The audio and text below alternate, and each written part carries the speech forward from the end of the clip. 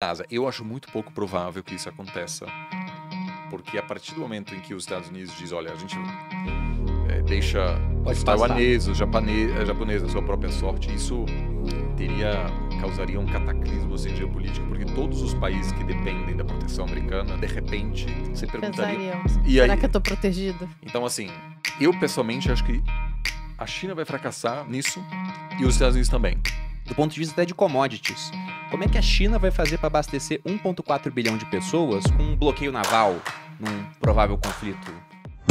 Ei, já pensou ganhar em dólar através da internet, mesmo que você não precise aparecer e muito menos falar inglês? Se você quiser saber o treinamento completo, o que é o Metadólar, clica no link aqui embaixo que você vai entender tudo e vai começar a faturar em dólar através da internet.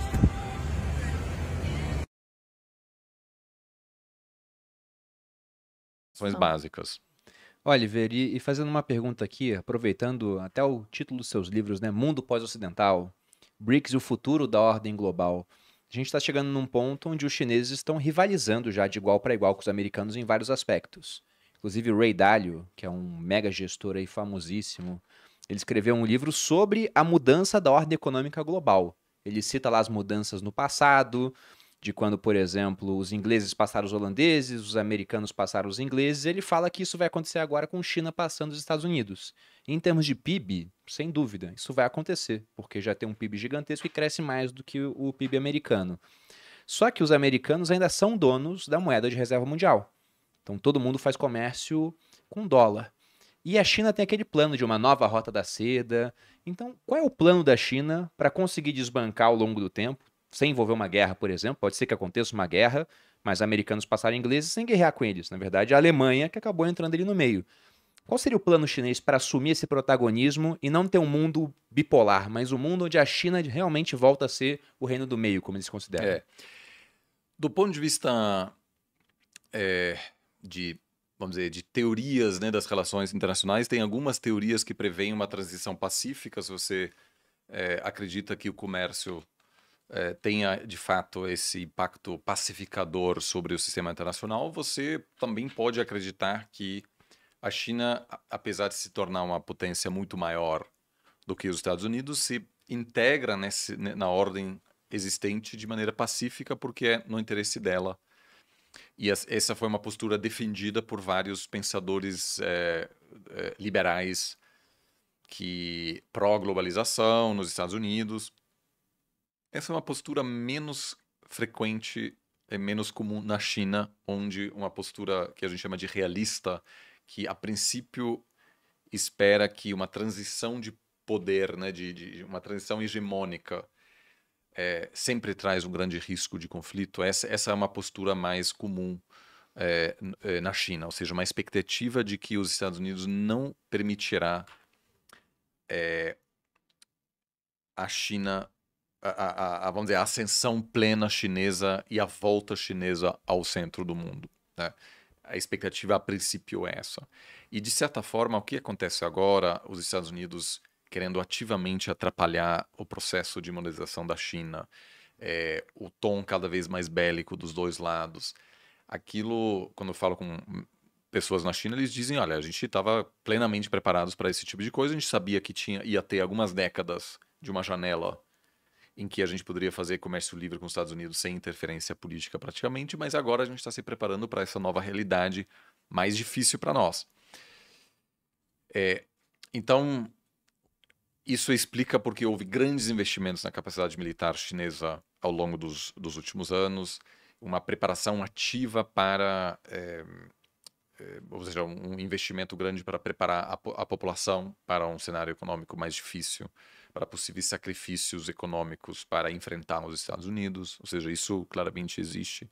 Mas também algumas pessoas que dizem que talvez daqui a alguns anos o raciocínio americano será que um conflito será péssimo para os dois lados, de alguma maneira a gente vai conseguir no meio termo e aceitar, por exemplo, a retirada vamos dizer, a retirada americana da Ásia. Eu acho muito pouco provável que isso aconteça, porque a partir do momento em que os Estados Unidos diz, olha, a gente deixa Pode os passar. taiwaneses, os japoneses à sua própria sorte, isso causaria um cataclismo assim, geopolítico, porque todos os países que dependem da proteção americana, de repente, se perguntariam... Pensariam, E será aí, que eu tô protegido? então, assim, uma semana depois o Japão vai ter armas nucleares, 2 meses depois o Japão vai anunciar que se transforma em uma potência nuclear, a Coreia do Sul, o Vietnã. Então, você claramente vai ter uma situação mais instável geopoliticamente falando. Agora, nesse sentido, eu acho que existe essa preparação para, entre aspas, o pior cenário, sem dúvida, e também uma preparação para uma autossuficiência econômica maior. Ou seja, uma percepção de que essa realidade da China ser um país super aberto, integrado, isso fez muito bem a China, ou seja, a exportação, além do investimento e do consumo, foram sempre pilares da economia chinesa. E a China certamente vai tentar continuar exportando por um bom tempo, continua sendo relevante para a economia chinesa, mas também uma percepção de que a gente precisa se preparar para uma situação em que, como agora está já acontecendo, que todos os principais produtores de semicondutores não vão mais vender para a gente, porque eles são aliados dos Estados Unidos. Taiwan, Japão, a Holanda, agora como primeiro país europeu, fez um acordo com os Estados Unidos prometendo que não vai mais ajudar empresas chinesas no processo de produção de semicondutores. Sendo que o grande plano chinês foi de dominar essa área, 5G, os chips mais modernos. Então, eu acho que o que a gente vai ter um processo igual o que acontece nos Estados Unidos agora, né? O Biden tem até uma política industrial meio old school, né? Retrô, assim, ele quer de novo trazer toda a produção para dentro. Os chineses também vão querer desenvolver um sistema autossuficiente para se proteger contra esse tipo de interferência. Isso vai ser muito menos eficiente, porque você acaba produzindo coisas que você poderia comprar por um preço menor lá fora. Né? Então, em vez de dedicar os seus recursos à produção de algo que você sabe produzir bem, você tem que produzir tudo. Mas também uma crença de que a China conseguirá fazer isso. E, de fato, a China, não só os Estados Unidos, mas a China também está colocando bilhões e bilhões para poder desenvolver seus próprios chips de última geração, que vai ser muito difícil. Eu, pessoalmente, acho que a China vai fracassar nisso e os Estados Unidos também. O que eleva ainda mais o preço, a relevância geopolítica de Taiwan, que tem essa first mover advantage, né? Ou seja, essa vantagem de ter investido por décadas e décadas e hoje tem esses chips ultra sofisticados. E a ilusão do Biden de que você simplesmente pode convidar os taiwaneses a construir uma fábrica em Ohio e produzir o mesmo chip não funciona, porque você tem uma rede que é muito complexa para abastecer essas fábricas que você não consegue reproduzir nos Estados Unidos. Então, e por isso eu acho difícil a China dizer ao longo prazo, não, tudo bem.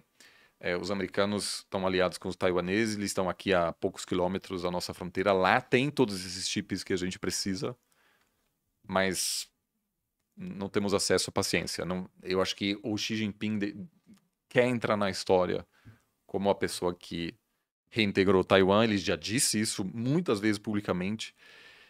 Então você se aposentar, dizer, não deu. Poxa, não deu, foi mal, acho difícil. Assim. Ele não é esse tipo de pessoa, eu acho. Então, acho que aí alguma coisa certamente vai acontecer. Mas eu digo aqui para todo mundo que acompanha, e eu sempre incentivo as pessoas a visitarem Taiwan. Semana passada, falei com um aluno meu que estava indo para Taiwan, fiquei super feliz. Ele me perguntou, meus pais são muito preocupados, será que vai ter um conflito? Eu falei, cara, vai lá, porque a gente vai ter uma noção do que vai acontecer. Eu falo, olha, se tiver problema eu te aviso, mas agora pode ir tranquilo. Então é uma super visita, vale muito a pena, porque é uma sociedade que também tem muito orgulho da sua liderança nessa área, né, que é tão importante agora, dessa área tecnológica. Então passar uns dias lá é fascinante também, porque você tem aí muitas conversas interessantes, tanto no âmbito financeiro, tecnológico, mas também geopolítico, obviamente. Então, essa é a dica para a próxima viagem.